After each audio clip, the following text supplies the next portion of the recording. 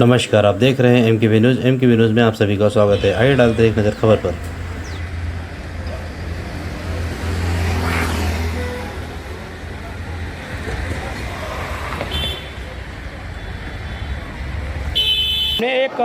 नमस्कार, हमने एक पत्र दिया था MMRD को, जिसमें हमने जो मुख्यमंत्री बार बार बोल रहे थे शिंदे सरकार की 85 कोटी रुपये आम्ही बिल्डिंग दुरुस्ती करण्याकरता दिलेले आहेत।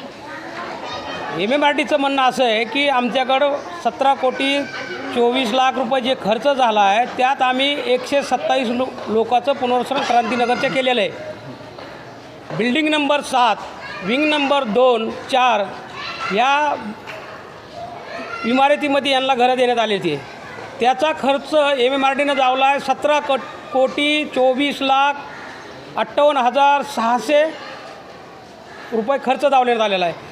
तर बिल्डिंगीचं आणखीन त्या लोकांचं 127 लोकांना जर एवढा खर्च झाला असेल तर पुढील 513 लोकांची लॉटरी उचलून ठेवलेली क्रांतीनगरची, त्या लोकांनी घरं कधी भेटणार आणि त्यांचे बिल्डिंगचं रिपेअरिंग कधी होणार त्याची संपूर्ण माहिती MMRD लपवती आहे।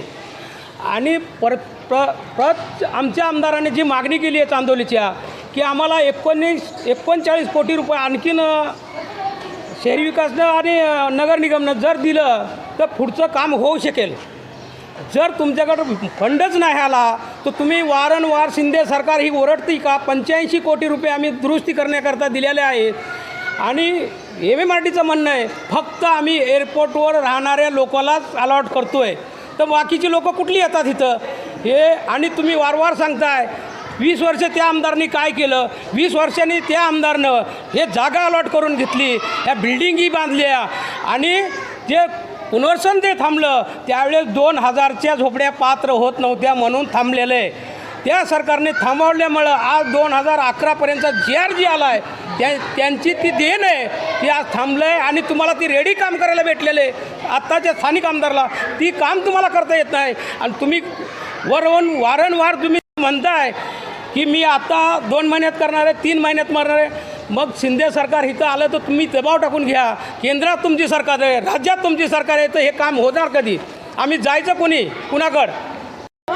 आता इथल्या लोकांचं म्हणणं असं आहे की जी 17 कोटी 24 लाख रुपयाची खर्च केला आहे, जे आम्हाला घरं जी दिली आहे त्यात आणखीन पाणीसुद्धा व्यवस्थित नाही, घाण पाणी येतं आहे आणि तिथं पाण्याची समस्या आहे।